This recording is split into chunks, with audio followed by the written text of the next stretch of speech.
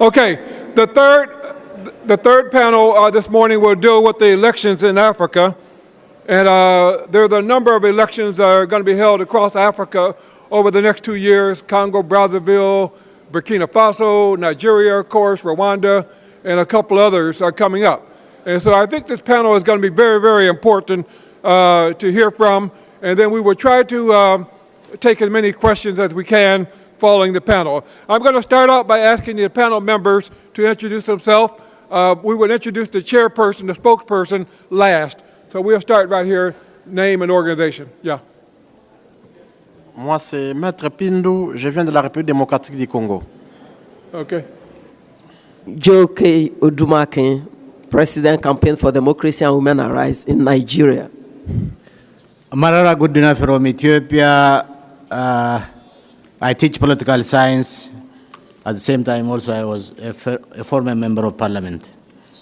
Okay. Bonjour. Blanche Simonier Abégué de l'ONG Brain Forest au Gabon qui travaille sur la gouvernance et les élections. Bonjour, c'est Gérard Bissambou, secrétaire exécutif de la plateforme Agir pour des élections transparentes et apaisées en République démocratique du Congo. Bonjour, moi c'est Ezekiel Somé, je suis du Burkina Faso et je représente ici le Centre d'information et de documentation citoyenne, CIDOC.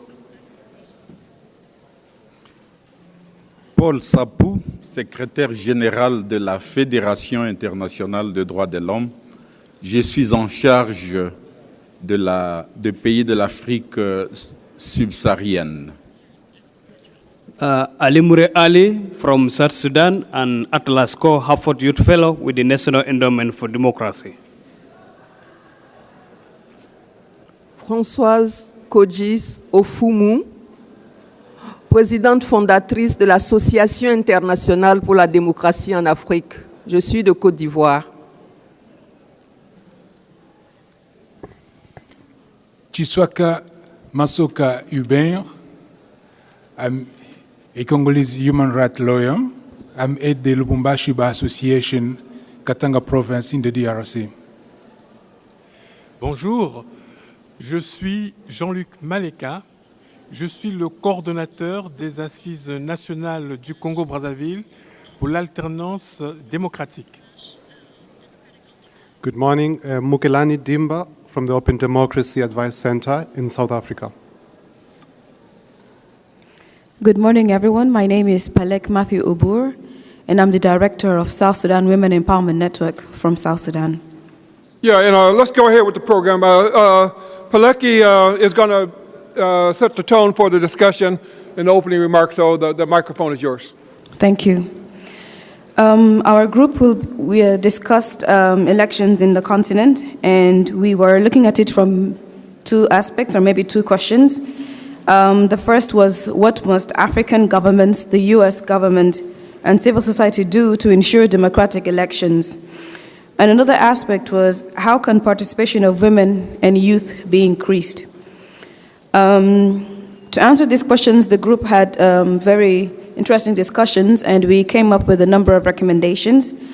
As an intro, we have to say that it is imperative that citizens of every country be able to rely on electoral processes that are fair, free, peaceful, and transparent.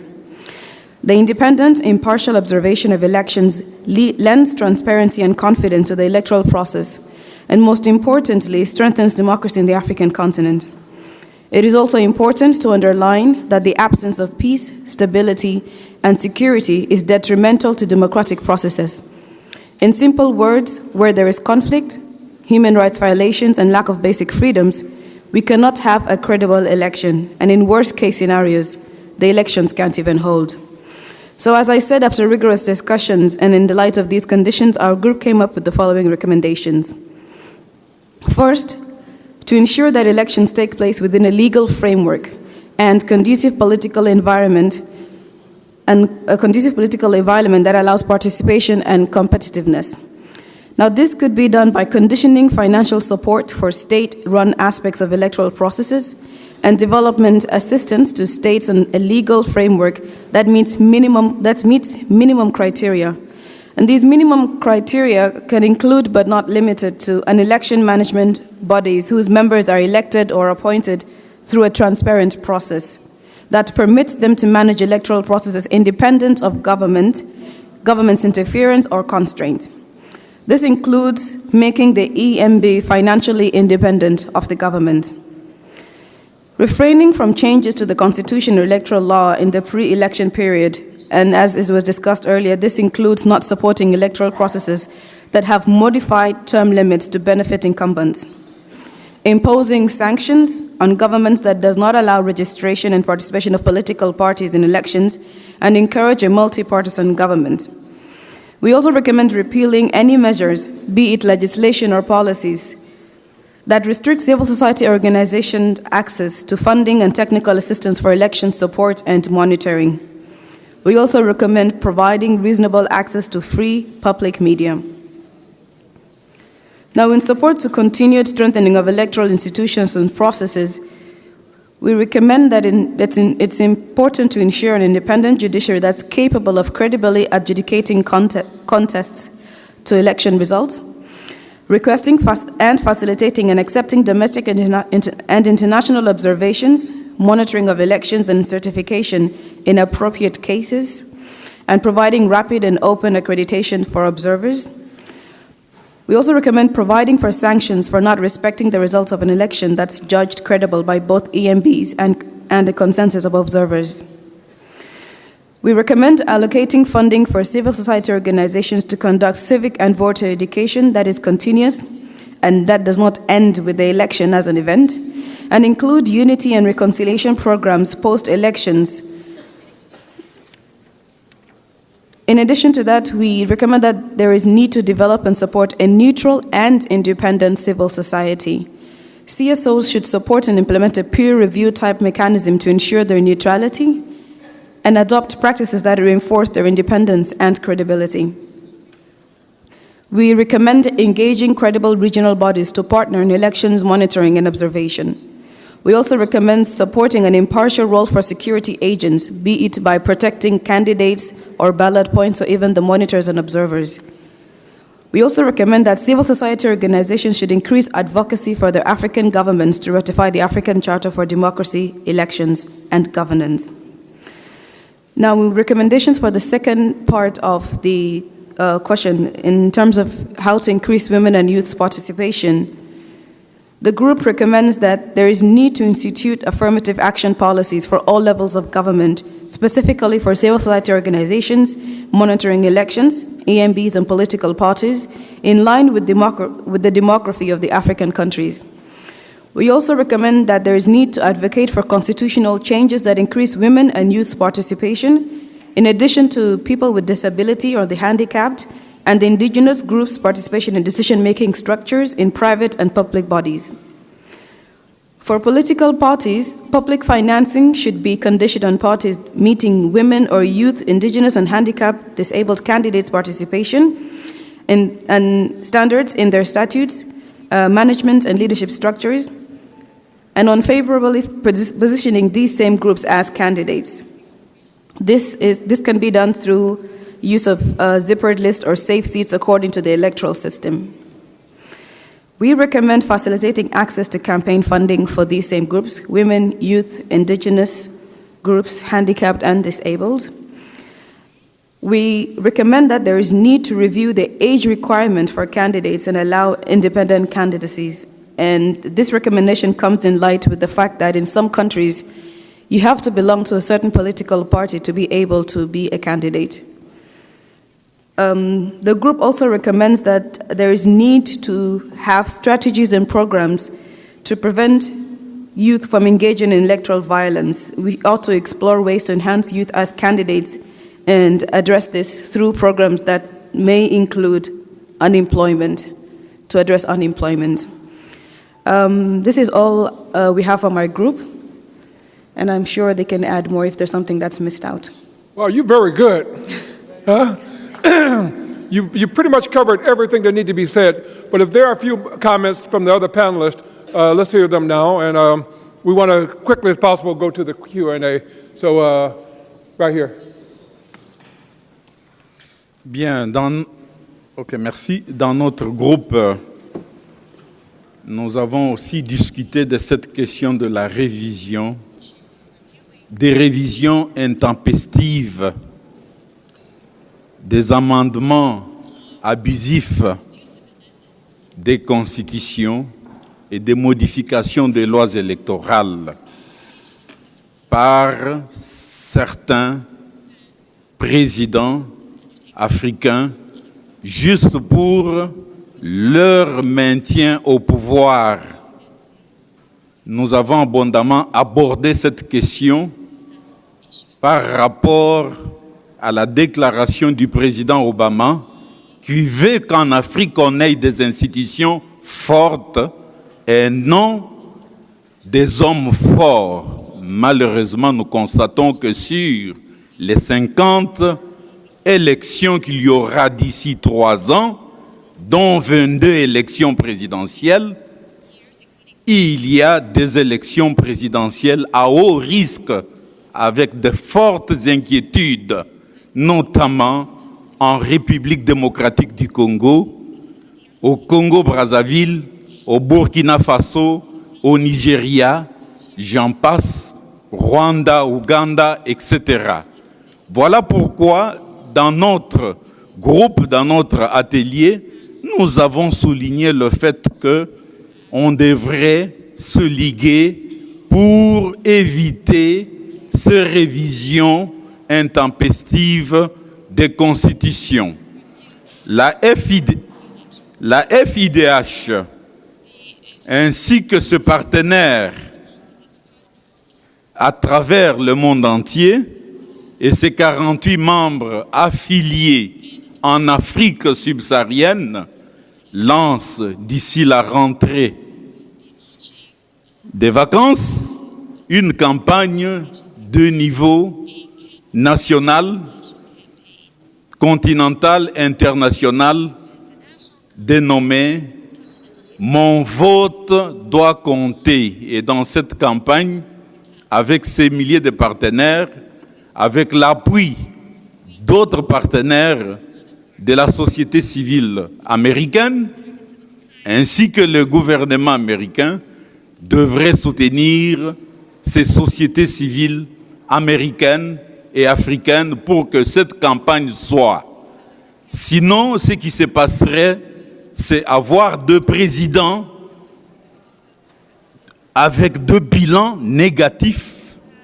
On ne saurait pas entrer dans le détail de chaque bilan au niveau de chaque chef de l'État, soit reconduit par le tripatouillage des élections et ainsi le vœu du président américain, le vœu des autorités américaines ne seront que de vœux pieux de voir une Afrique avec des institutions fortes.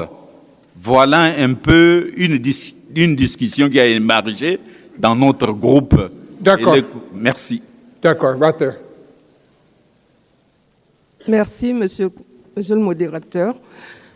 Oui, je voudrais relever qu'il a été question dans les discussions également des pays africains dans lesquels les résultats des votes ont été source de conflits.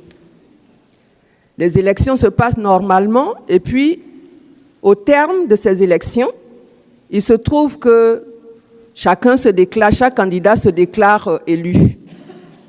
Donc, compte tenu de cette situation qui provoque des divisions, des conflits, je voudrais recommander, enfin il a été recommandé dans les travaux, que le gouvernement américain puisse aider les États africains à mettre en place un système informatique interconnecté pour la gestion numérique et fiable des résultats des votes. Ça, c'est la première recommandation qu'il faudrait qu'on prenne en compte. Et la seconde vise la participation des femmes. Au titre de la participation des femmes, il y avait des actions positives qui ont été relevées. Et sur ce point, je voudrais mettre l'accent sur la recommandation au gouvernement américain et à tous les partenaires du développement de soutenir essentiellement le financement des candidatures des femmes qui sont déterminées à compétir pour les plus hautes fonctions, la fonction suprême dans leur pays. Ces deux recommandations, je voudrais qu'on puisse les ajouter. Thank you. I'm sure that the Yes. National Endowment for Democracy is taking very good notes, copious notes. Right here. First, I thank you, Ned. While our dictators are talking with President Obama, at least we are able to talk to each other, to the American democrats at this hall. I want to add my three frustrations. One is with the American diplomats and the policymakers, and the other is with the African Union, which repeatedly raised here to help elections. Regarding the American debate, always when we meet American diplomats, the ambassadors and others, they always tell us we are supporting some African leaders such as dictators of Ethiopia because they support us in the war against terror. I think it is high time that in the long run, if the Americans are really fighting terrorism, the best strategy is not to prop up dictators, but that terrorize millions of their citizens, but to help the freedom of Africans. The other thing is what we always hear from American diplomats. We want to when we are talking to them, they say China is invading Africa. Definitely China is invading Africa. In fact, in some African countries, including the Ethiopian leaders, talk about the developmental state, and I think they are copying across Africa this notion of developmental state. But the problem is, it is not the best strategy for American policymakers to defeat China or counter China in Africa is not to prop up dictators, or whining and dining with dictators like the Chinese do. But really, it is the best strategy is to counter them by advancing, strengthening democratic institutions and the democratization of the continent as a whole. That is where China can be defeated, because China is not competing in that democratic game. In other games, I think China can be better off. I think that is my advice. When probably the President Obama is, I repeat what I'm repeating elsewhere, President Obama is talking to them, and as the American government, President Obama should not forget that to tell our dictators not to steal elections by killing their citizens. That is a message, at least while doing business. I think it is time to tell them that killing citizens for the sake of staying in power is immoral and against American values. Okay. Let's get a final response, and then let's go to the questions right here in Nigeria. Two quick points that I want to make. What we discussed yesterday, the appointment of electoral officers, the Electoral Commission, is important because he that pays the piper dictates the tune. So we see that most of our elections at times is being truncated as a result of the fact that we don't have impartial arbiter. I could recollect with nostalgia the 1993 annulment of the freest, fairest, and the most peaceful election in Nigeria, where most people were shot dead. I also sustained gunshot wound on my my left leg, which I still not up to today. So we recommended that the U.S. government should help in training, that's the capacity building of our electoral officers. The civil society groups must ensure that anybody that is within the commission must have good track record. That person must be tested, must be trusted. And the government, as much as possible, should try and do all it can in respecting the laws of the country, the constitution and the electoral law. The other one is observers. There should be a synergy between the domestic observers and the international ones. Like on Saturday now, a major election is going to be held in Nigeria. And we'll find out that most of the local observers, the reason why some of them do not command respect, although we still have some of the observers that command respect in our own climb, is the fact that one still maintain that the civil society groups should be politically neutral. Because if one tilts to a particular political party, whatever reports that person is going to push out will not have credibility. So finally, the election observers remain critical in reporting of elections, and we have seen we've seen countries being thrown into confusion and anarchy as a result of the fact that the electoral officers did not properly manage the election results. So on the part of the civil society, that neutrality must be maintained. The part of the government, the observers must be supported, and the international observers and domestic observers must have a better synergy for us to have a reportage that shows the freeness and fairness of elections in Africa. Okay, let's move to the question from the audience. You talk about election observers, and I agree. I've observed many elections in Africa: Equatorial Guinea, Gabon, Ethiopia, Eritrea. But I would like to see more Africans involved in these monitoring Africa's election. Let's have a Senegalese monitor Zimbabwe. Let's have some South Africans monitor Ethiopia and so forth. So don't just think about us from overseas. Let's think about Africa monitoring Africa. Let's open up for questions from the audience. You've been very patient. Please keep it short, direct to the point. Merci. Je suis le docteur PA du Congo-Brazzaville. Vous comprenez que je reviens encore pour une deuxième fois autour des mêmes questions qui préoccupent l'Afrique. Tout à l'heure, dans les recommandations formulées, vous avez insisté sur le respect des droits, enfin le respect des mandats constitutionnels et sur les chefs d'État qui changent de manière intempestive des constitutions pour vouloir se maintenir au pouvoir.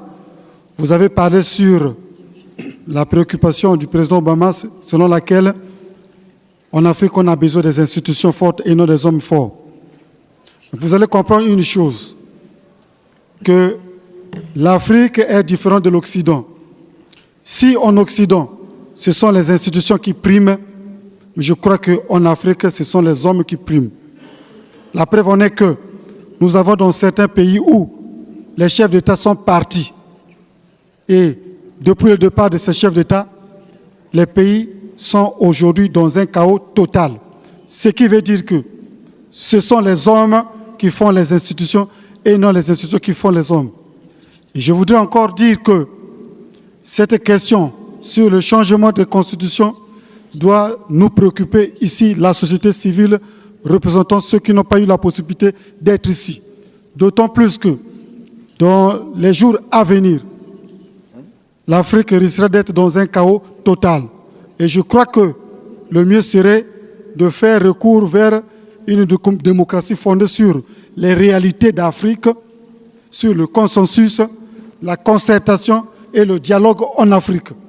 Donner l'occasion à ceux qui sont meilleurs dans leurs États de pouvoir continuer. Je vous remercie. Thank you very much. Here. Thank you. My name is Elias Isaac. I come from Angola. I work for Open Society.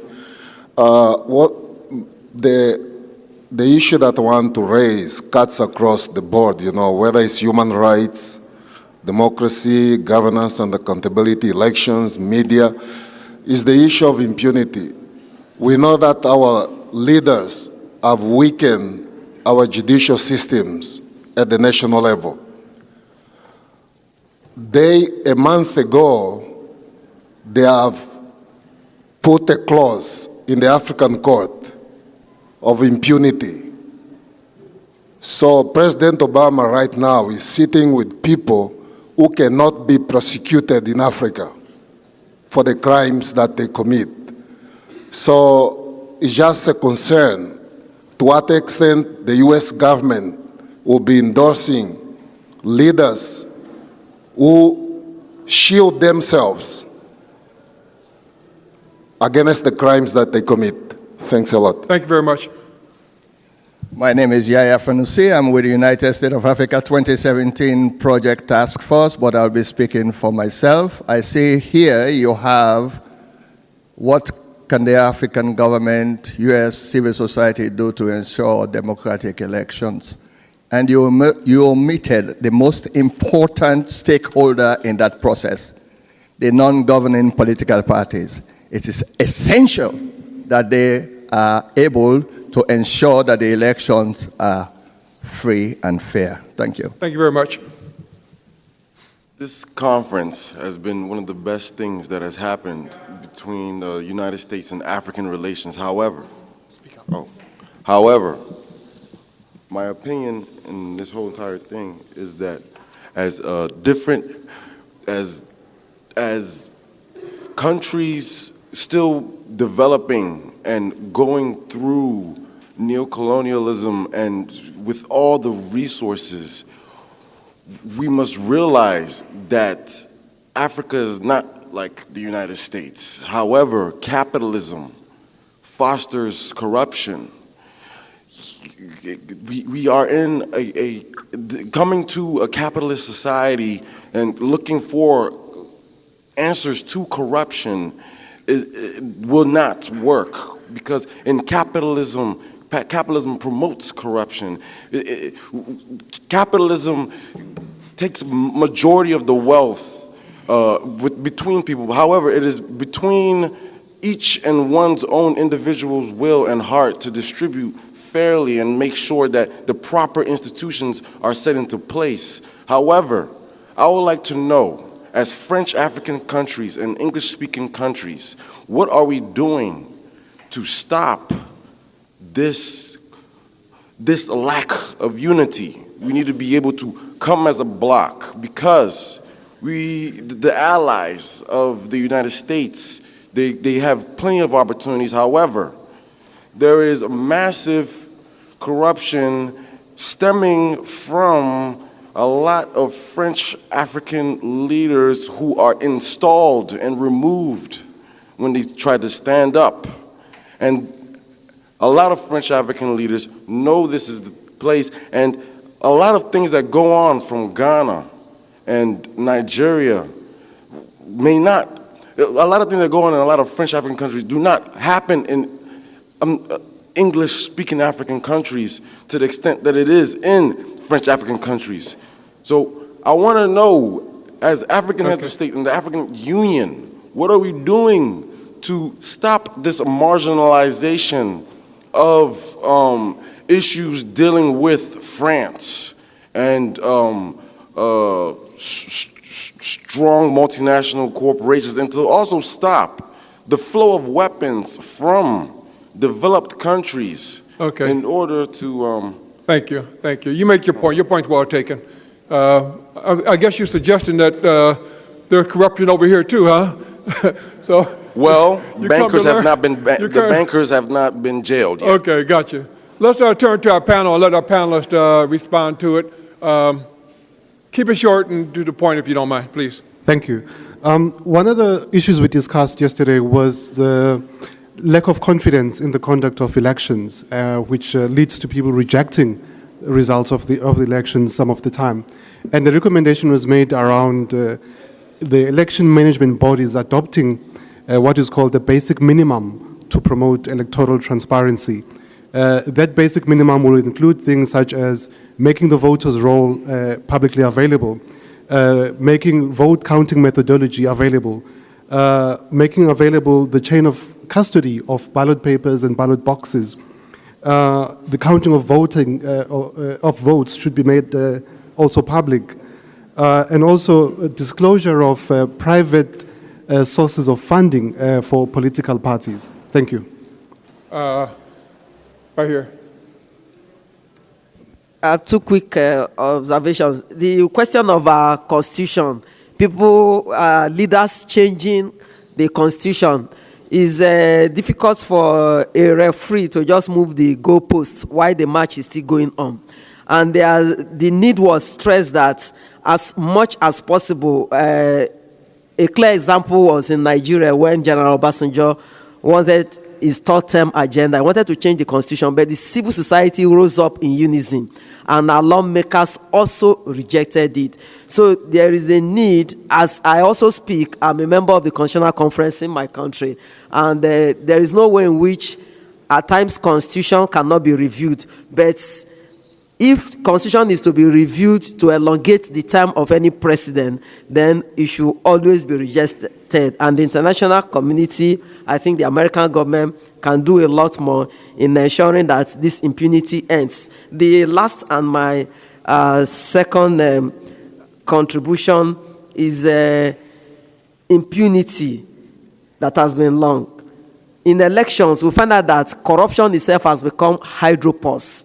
And as a result of that, our people corruptly enrich themselves, and they are not able to ensure that when elections are held, that it should always be free, fair, and peaceful. So I really think that one of the contributions that was made is that it's not really that President Obama is encouraging some of these African leaders by inviting them. Some of them need to be part of the happening so that they can also listen and also be sober and be given leprous treatment for them to realize that they cannot do things and get away with it. So inviting them is for them to come, for them to listen, for them to learn, and when they do that, they can go back to their countries and also improve their countries. Good point. Right here.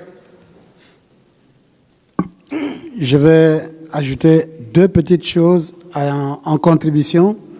D'abord, c'est de noter que nous sommes pratiquement en période électorale et c'est pendant cette période qu'on enregistre le plus de violations des droits de l'homme. Et en ce moment où nous parlons, je voudrais nous informer qu'en RDC, nous commençons déjà à compter des cas de violation des droits de l'homme parce qu'il y a un opposant qui a osé parler de sa position contre la révision de la Constitution lors d'un meeting devant une multitude de populations qui a été arrêtée, enlevée, jugée directement. Donc je crois qu'il est important que pour que nous soyons pragmatiques à l'issue de ces assises, que nous ayons une option concrète par rapport à cette situation, étant donné que le président de la RDC est encore ici aux États-Unis. Et j'aimerais en ce moment-là souligner qu'il est important que, comme vous l'avez demandé tout à l'heure là, qu'il y ait un réseau de monitoring électoral entre tous les acteurs au niveau de l'Afrique qui suivent pas à pas tout ce qui se passe dans chacun des pays où on organise les élections, de manière à ce que les informations basées sur les questions de droits de l'homme, le déroulement des élections, puissent nous servir de degré d'appréciation de la crédibilité des élections. Ça, c'est la première chose. La deuxième chose que je voulais relever, c'est le fait que, en entendant notre ami qui a parlé de, en fait, rendre compatible la démocratie aux réalités africaines, je me dis que les anciennes démocraties, ce qu'on pourrait appeler anciennes démocraties, qui étaient fondées sur des individus très forts, c'est des individus en fait qui avaient été renforcés par une certaine catégorie aussi de pays.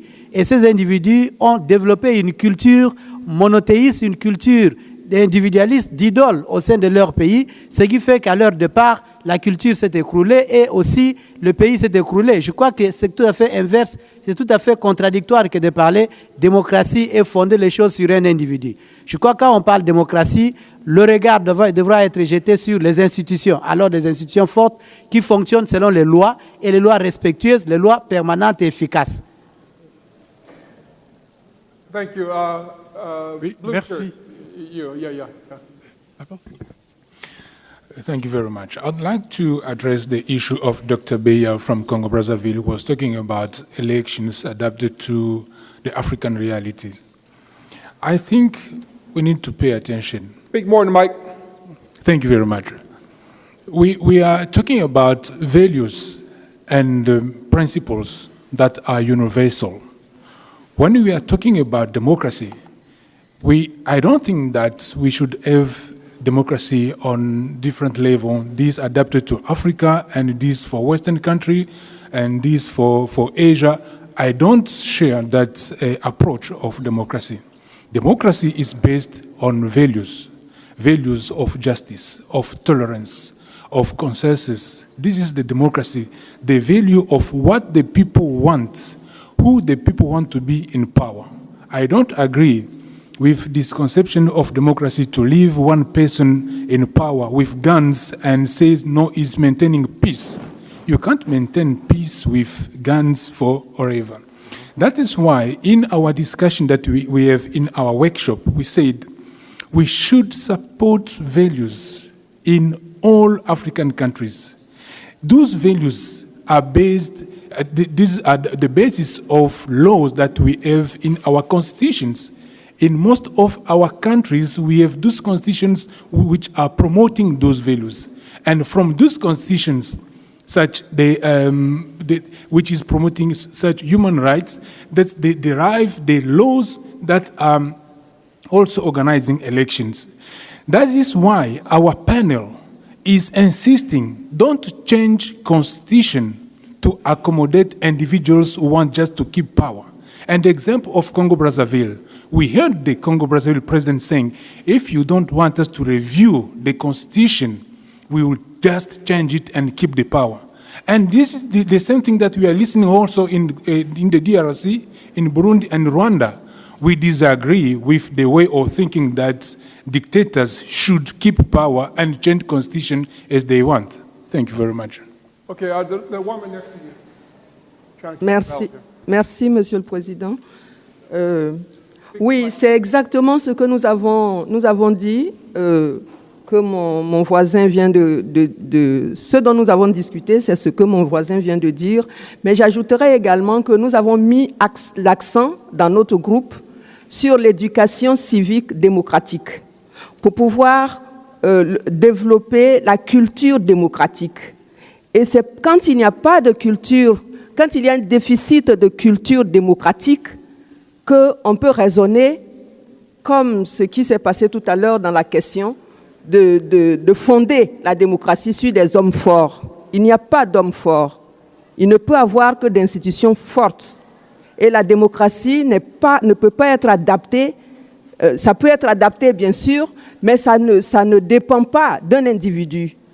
C'est une valeur universelle. Et c'est sur ces principes universels que nous pensons que les pays africains peuvent avancer. Merci, Monsieur le Président. Let's take a few more questions. Right here, go.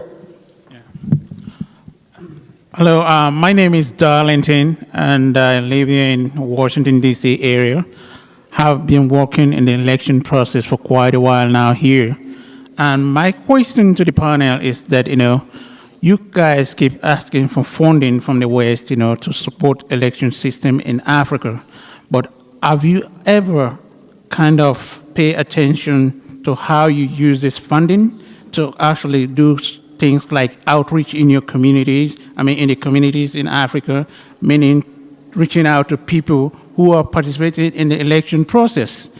And also, we are talking about here corruption in the government. Candidates are doing things that are not right. But what are we doing to vet candidates? Meaning that if somebody is trying to contest for an election, either in your local community or anything, what do the people know about these individuals? They don't have limited information. And in as much as if they have money, they tend to be very corrupt. And they intimidate people, they prevent them from voting, from exercising their right. What are you guys doing to actually help the people to voice out their opinion when you go to vote? A good point. Right here. Thank you very much. My name is Caroline Hamati Mugala from the East Africa Trade Union Confederation. I just have one question. I've heard the chair of the group talk about youth involvement and women involvement, but particularly in decision-making structures. And as part of the candidates that are running for office, but I wonder, where are you leaving the citizens themselves? Because I'm looking at how democratic is an election when you have 40% voter turnout.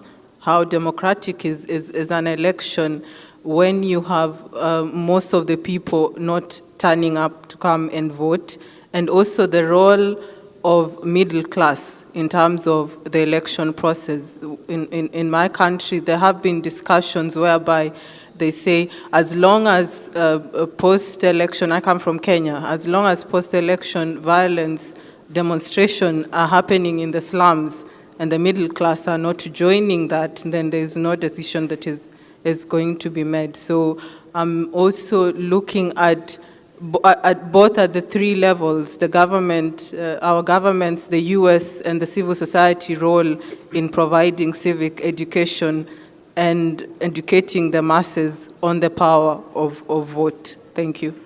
Thank you very much. Right here. My name is Chris Marol Makir from South Sudan. Mine is just a bit of a recommendation on the issue of elections. I know that in most of the African countries where elections are being held, they are not in a way that they should be, they are free and fair. They are not free and fair. They are one of the areas that we really need the US government need to engage the African leaders and the African Union is to ensure that democracy is not only for the US, for the United States or the rest of the world, it's for everybody. And one of the things for countries that have just get out of war, people ignore democracy or maybe doing election. People say this is for the West. We need to have time. I don't think whether that it is wise for African leaders when you just come out of war and then again you want to stay for some time and then you said, okay, we'll do democracy.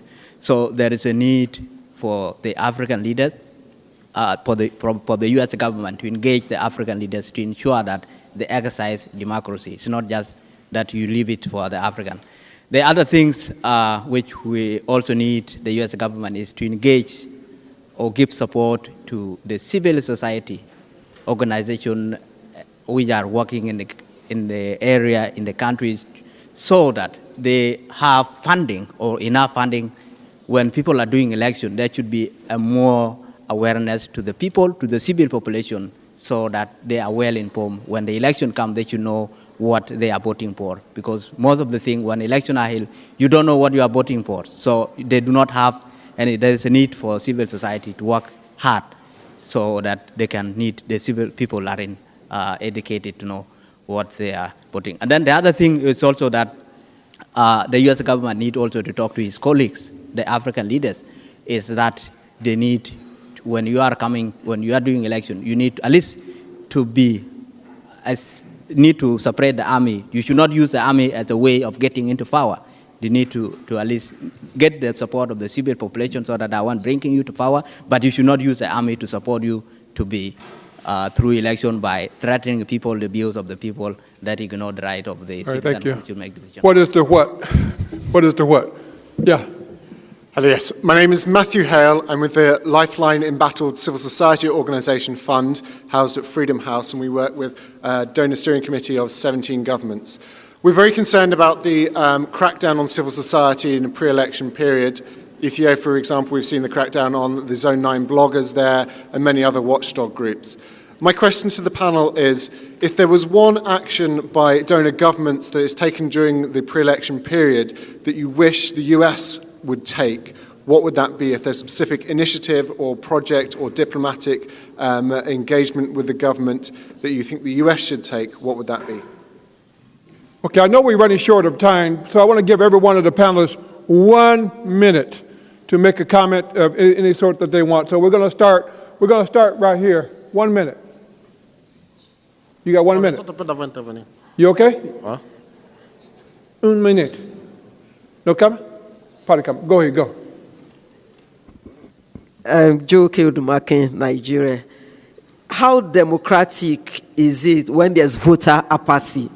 One thing that we engage in as a domestic observer is to ensure that people are reminded when there's an invitation card, you see RSVP P. So we always tell our citizens that R is register, S is select the best and the brightest that will deliver dividends of democracy.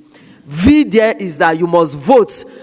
Your vote is your power, you must never lose it. And P is protect. So people must always remember, register, select, vote, and protect your votes. RSVP, huh? Okay.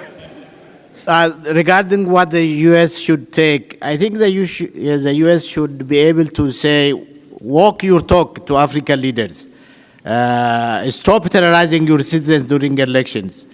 Stop stealing elections. Those kinds of things. They know, the American governments know what is going on in Africa.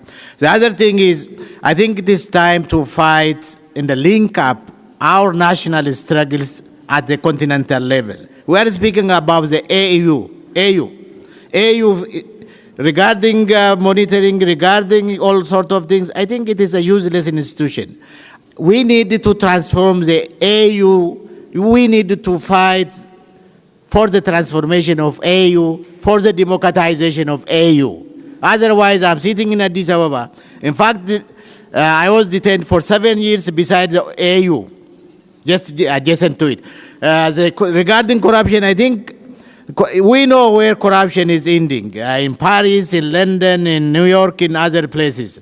As we are trying to fight corruption, I think the American friends are also able to locate where this money is going, and I think demand transparency, where this money is ending, how it is ending, and tell at least stealing money from poor citizens and pocketing somewhere is immoral. If they can do this one. The other thing regarding monitoring Africans by Africans. From my own experience, it's very difficult. For example, AU, they are like, going for picnics, not for monitoring. The question of scratch my back, I scratch your back sort of thing. They are deployed by African leaders, by AU, and they never failed to certify democratic and fair and free any African election, including Zimbabwe, Ethiopia, and elsewhere. Bonjour. Merci. Très rapidement, moi je voudrais faire remarquer qu'il est très difficile de parler d'élections libres dans un pays où tous les pouvoirs sont dans les mains du parti au pouvoir. Moi, je parle du Gabon, où depuis 47 ans, la même famille est au pouvoir et qui maintient tout, qui a le pouvoir dans ses mains. Donc, on voudrait demander, en tant que société civile, on voudrait demander aux USA d'écouter mieux la société civile, qui est le porte-voix des populations gabonaises, et de la soutenir. Voilà, et les élections, il y aura les élections dans moins de 2 ans maintenant, en 2016. On voudrait vraiment coopérer avec les organisations de la société civile américaine pour qu'ensemble, on ait enfin des élections libres et transparentes qui reflètent le choix des populations. Merci. Je voudrais aborder la question de l'éducation civique et électorale. Je crois que cette question nous renvoie à plusieurs défis, notamment le défi de l'appropriation des élections, le défi de l'ignorance et de la démotivation, mais finalement le défi de la faible participation. La raison est simple. C'est simplement que la sensibilisation s'est faite seulement à la veille des élections et s'arrête tout de suite après les élections. Je crois que la règle à ce niveau-là, c'est que nous puissions commencer l'éducation civique et électorale longtemps avant les élections et que nous puissions la continuer après les élections. Ça doit être une question permanente. Ça, c'est la grande solution. Et ce qu'il faut souligner en ce moment, c'est que dans la plupart de tous ces pays qui se préparent aux élections, aujourd'hui, faiblement, ces pays sont financés pour des questions d'éducation civique et électorale. La société civile est encore en train de tâtonner pour le travail à faire sur le terrain parce qu'il n'y a pas de financement.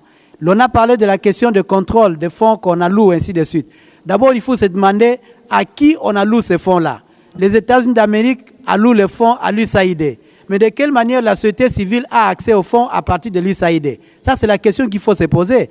Je crois que l'on aurait la capacité de contrôler si jamais la société civile avait accès libre, assez directement à tous ces fonds, et de cette manière qu'il y ait une coordination du financement au niveau des partenaires.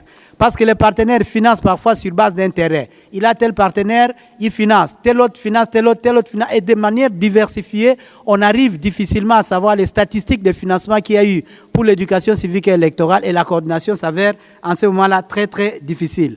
Par rapport à la question des droits de l'homme, je crois qu'il est important d'abord de penser à la formation des acteurs des droits de l'homme qui interviennent dans le processus électoral, qu'ils sachent de quelle manière ils doivent intervenir, de quelle manière ils doivent dénoncer les cas de violation qui a lieu et de quelle manière ils doivent en fait accompagner le processus et même des personnes qui vont voter pour éviter tout ce qu'on pourrait appeler comme violation des droits de l'homme. Mais en plus de cela, il faut qu'il y ait des mécanismes efficaces de protection des acteurs des droits de l'homme qui interviennent dans le cadre du processus électoral, de manière à ce que l'on évite tous ces cas-là de violation des acteurs de la société civile lorsqu'ils accompagnent le processus électoral auprès des électeurs. Thank you. Merci. Moi, je vais donner un témoignage par rapport aux questions sur la participation citoyenne. Je suis du Burkina Faso et je représente ici le Centre d'information et de documentation citoyenne, CIDOC. Et le CIDOC a effectivement travaillé dans le cadre de la participation citoyenne lors des élections de décembre 2012. Nous avons effectivement contribué à sensibiliser la population, surtout celle du Nord, où le taux de participation était très faible dans les années précédentes. Mais après notre passage sur le terrain, nous avons pu amener la population à savoir pourquoi il faut voter, qui est-ce qu'il faut voter et comment il faut voter. Nous avons effectivement observé les élections dans cette zone et on s'est rendu compte qu'il y a encore des efforts à faire parce que plus la sensibilisation gagne du terrain, plus la population est sensibilisée et mieux les élections sont libres, transparentes et équitables. Il y a une autre question sur laquelle on nous demandait que la société civile demande toujours des financements pour les élections. Mais qu'est-ce qui est fait pour la population elle-même? Donc, effectivement, au Burkina Faso, actuellement, la question du référendum cause problème et la société civile est organisée, mais elle manque de financement pour pouvoir agir sur le terrain. Bon, ceux-là qui soutiennent le parti au pouvoir ont facilement les financements, mais ceux-là qui veulent travailler pour sensibiliser la population n'ont pas les fonds pour travailler. Et nous avons justement une coalition actuellement qui a un bon programme, mais qui est limitée parce que nous n'avons pas de moyens pour mettre en œuvre ces activités qui sont décidées. Donc, quand on demande au gouvernement américain d'intervenir et de soutenir la société civile, c'est bien un cri de cœur qui mérite d'être écouté et d'être soutenu. Merci. Okay, we're running out of time, I've been told by NAD, but I want to hear from the chairwoman. Why don't you speak on behalf of the group and give us a closing remark? Closing remarks. Okay. As maybe a closing remark, I would like to maybe address some of the one concern that was raised in regards to what can, from the gentleman from the Freedom House, about the harassments of civil society. To start with, there is need to maybe invest on the security sector reforms, provide forums and platforms for dialogue between the security and armed forces and civil society, and also security, armed forces, and media, and basically strengthen the human rights defenders networks and groups that are existing inside the country and regions. I'd just like to maybe, in closing, thank each and every single person who contributed and put these recommendations together. We had very interesting discussions, and our group has people with very, very, very, very intensive knowledge and experience. So a word of thanks to everybody that contributed to making this document. Thank you.